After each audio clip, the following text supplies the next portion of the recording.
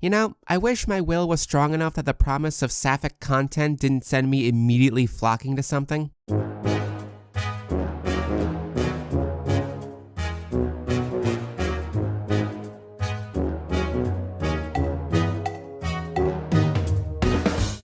You should know by now that on this channel, whenever the idea of animation for adults comes up, more specifically anything that isn't just a sitcom with utilitarian art direction, a brow is often raised in apprehension, because it usually ends up being just another anime with all the troubling modern trends of the genre, or something that's far more focused on animation rather than writing. Nothing that we typically want to invest a whole season's worth of time into. So initially, when I caught word of the recent Netflix original Arcane, based on the League of Legends series, I didn't give it a second thought. Alas, for like an entire month, I would see more and more of this show drip into my timeline and dashboard, especially certain aspects of the show. So inevitably, just seeing more and more of this began to wear me down until I went, okay, fine, I'll check it out, maybe I can get a decent video out of it. And after seeing it, I can say, not what I was expecting, but that's not really a bad thing in this regard. Now, before we go any further, I need to make one thing perfectly clear. Riot Games, the company behind League of Legends, has been a cesspool of misogyny and sexual harassment. There have been multiple instances where the people from the company have spoken out about the gender discrimination and the toxic gamer bro culture that has been allowed to permeate both in the company and the player base. It's just as bad as what Blizzard's been caught doing, only Riot isn't currently in the hot seat. Their current lawsuits, while still pending, go back quite a ways, and what they have done to try to clean up their act has been reportedly performative and ineffective. They are a symptom of a larger, very toxic gaming culture that needs to be dealt with if we're going to see any lasting change for women in the gaming industry. And no matter what I say about Arcane as a series, I personally do not feel comfortable supporting the show officially.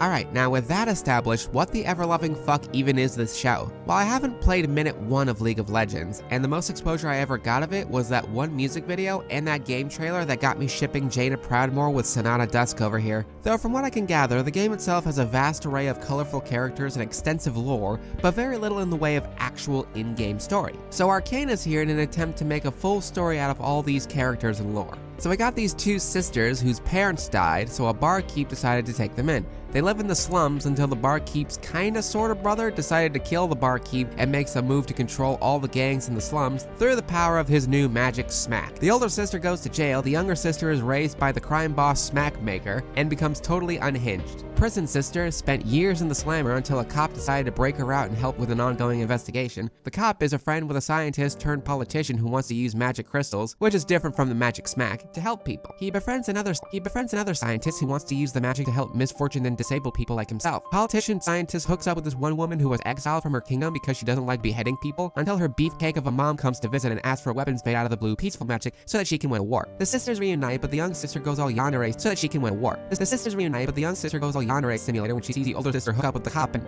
there's so much going on! So yeah, Arcane is a serialized miniseries about different people from different backgrounds who are on different sides of the law, all trying to pursue their own goal in a setting that is surprisingly grounded for a fantasy story. Now, easy point out of the way first, this show is fucking gorgeous. This stylized CG that looks like a fucking painting given motion is an absolute treat for the eyes. It's like Spider-Verse and the Warcraft animatics had the most gorgeous of children. You know, now that I think about it, this is what the Warcraft movie should have been visually. Dump all this live-action, photorealistic trite and go for something more visually appealing and timeless. And the base animation is gorgeous all on its own when it's just two characters in a room talking. But when it gets to the action and the set pieces, that's when the art team really gets bonkers and it looks amazing. Apparently this show took 6 years to make, and I believe that because this is easily some of the most polished TV animation I've ever seen. But hey, pretty visuals only get you so far. How about that story? Well, like I said, it's surprisingly grounded for what it is. Almost the entire first season takes place in the city of Piltover. Easily the dumbest name for a fantasy series I've ever heard. And its neighboring slums, the Undersip. Really?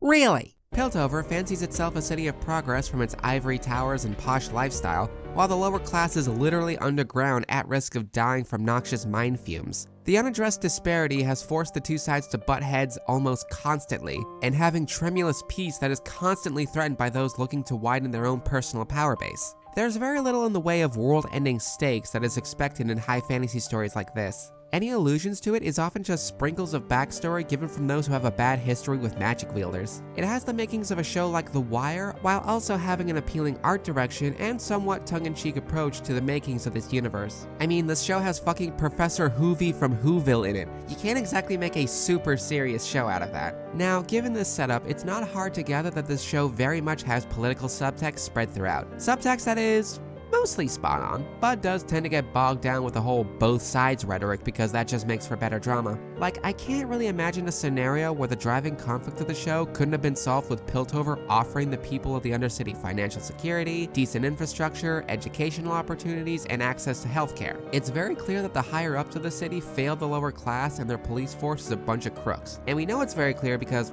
well, Caitlin just friggin' says it. You know what else reflects on the council?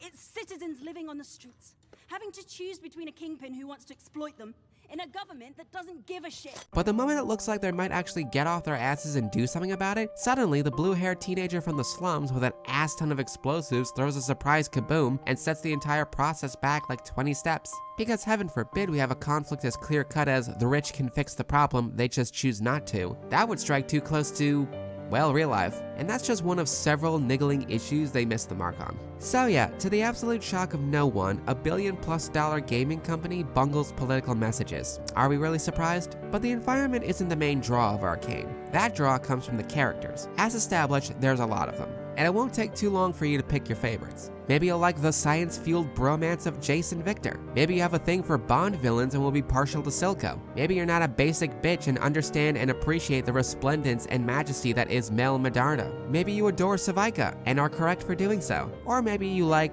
this guy for some fucking reason. I don't know, maybe you are just that boring. Point is, you'll probably find out which particular character catches your fancy rather quickly.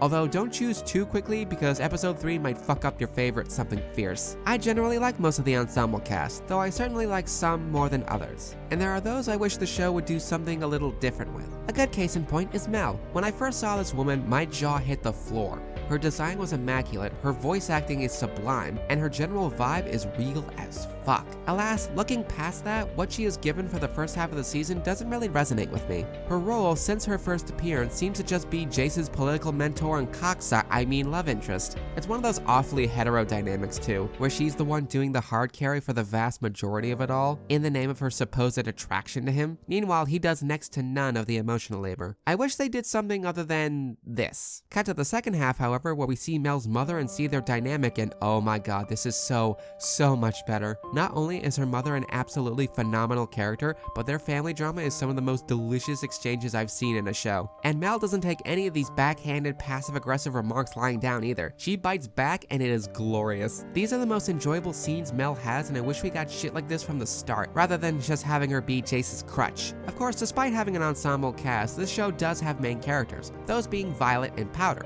the emotional core of the show. They're two sisters from the Undercity, I'm never gonna get over that by the way, who are torn apart by tragedy and machinations beyond their control. Like I said, episode 3 is a gut punch for a lot of reasons, this being one of them. The circumstances that drive Violet and Powder apart are messy, they're ugly, they're unmistakably human. After spending years apart, Vi spending that entire time in prison and Powder being groomed into a living weapon by Silco, they do inevitably find each other. But the question is whether or not they can be a family again with so much distance and pain put between them. Powder has suffered greatly from Silco projecting his own unhealthy coping mechanisms onto her, and conditioning her to hate everything about Piltover and their enforcers, one of whom Violet has to work together with for a chance at finding her little sister. You see these two young women so battered by lasting trauma and the environments they are still surrounded by, and you want them to reconcile. You want them to be a family again, and you know that they want it too. Violet ignores every and all instances that her sister is too far gone, and does her damnedest to try to find her and fix things because she holds herself responsible for what happened.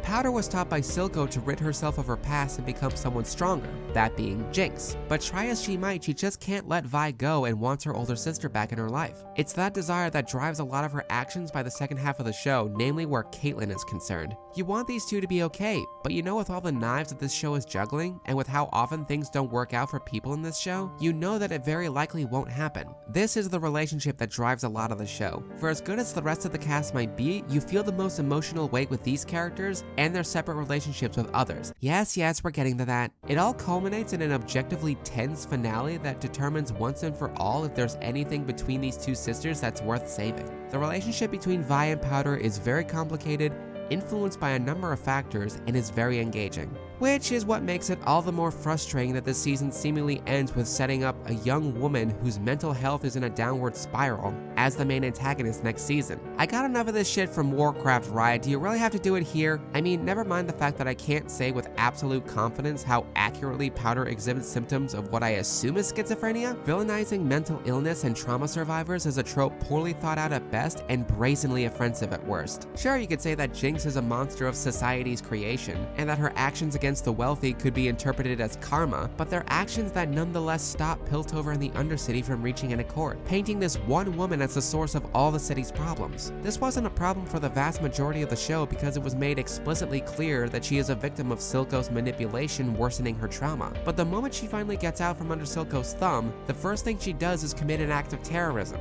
What's left for her now except to just become the show's next big bad? If there isn't a scene in season 2 where someone, preferably Violet, tells everyone that they can't just scapegoat this one girl as the only thing wrong with Piltover, I'm gonna be mad. I think the fact that the conflict between Vi and Powder being so good is what makes this caveat so personally frustrating. Well, in any case, I think I kept you waiting long enough. If you know me by now, you should know that none of what I just talked about is what put this show on my watch list. For that, we have Piltover's finest to thank. So let's talk about Vi and Caitlyn, shall we? The next most important relationship Vi has throughout the course of the show is with Caitlyn, a woman from noble upbringing, fresh and new to the Enforcers, who ropes Vi into an ongoing investigation, which makes the show double as a buddy cop movie. During their time in the underbelly of the Undercity, Caitlyn is given a huge reality check about the impoverished and how the higher-ups actually do need to get up off their asses and do something about it. Vi, by contrast, is quite confident in her assumption that Kate is just another fancily dressed bully like the rest of Topside. But as time goes on and Caitlyn demonstrates a sense of genuine compassion for others and a desire to fix what's broken, Vi begins seeing her in a new light and becomes insanely attached to her. I say insanely because this show has no qualms hyping these two up as a budding couple. Like seriously, I can't even feel comfortable just calling this gay baiting despite the current lack of a relationship, because it's made pretty clear that these two are really into each other. Near the start of their partnership, Vi literally tells Caitlyn that she's hot before pinning her to the wall and asking her man or woman. It ends up getting that answer sooner rather than later. When Vi is gravely wounded, Caitlyn gives up her rifle, her best means of protecting herself, in exchange for a healing potion for Vi. When Caitlyn is talking to someone about how wrong she was about the Undercity and how Piltover really needs to take efforts to help the people heal, there's this long shot where Vi is just staring at her lips. They make it back to Caitlyn's house where Vi starts opening up about Powder, and then Caitlyn just delicately caresses Vi's cheek. Almost the entire time these two are on screen together, there are all these little moments that just add up. The looks they give, the touches they share, it's all tender and pining as fuck. Then there's that moment in the end where it looks like appealing to the High Council falls through and Vi starts spiraling back into her old convictions about how peace was never an option. And then Caitlyn just asks her, What about us? Oil and water. Wasn't meant to be. Do yourself a favor, Cupcake. Go back to that big, shiny house of yours and just forget me. Don't worry, this isn't the last these two see of each other this season. So yeah, this show is definitely hyping these two up to be a couple. But is it enough? That I'm hesitant to answer just yet, because for all the tender and explicitly romantic moments between them, nothing has yet to solidify. It's made even worse when they're contrasted against Jace and Mel, who do have a sex scene the moment they decide to become an item. These two are already shacking up when all Kate and Vi seem to get is dramatic pining. Yeah, they're women on a mission, but still. So is the rep we're getting in Arcane good enough with Kate and Vi? Well, I can't in good conscience say yes, but with how the Owl House played out, that being their couple getting together in the middle of the second season, I don't feel right saying no either. So I'm gonna put this under not yet. If something happens between these two in the next season like we got with Lumity, great. If not, and they just save it for the end like they did with Korosami, then we can classify this as will they won't they, which is objectively terrible. And that's Arcane, a series that surprised me with how enjoyable it was, which made a lot of the niggling problems I had with it all the more irritating. It's very push and pull with this show. My hopes for next season include something substantial to happen with both Kate and Vi, Powder not being made into the show's big villain that unites all the people of Piltover against her, because seriously, we get enough of that shit with WoW, and I want more of Savika, Ambessa, and Echo, because they're great characters and I love them. Alright, I'm done. Now if you'll excuse me, I got some Kate Vi fix to hyperfixate on.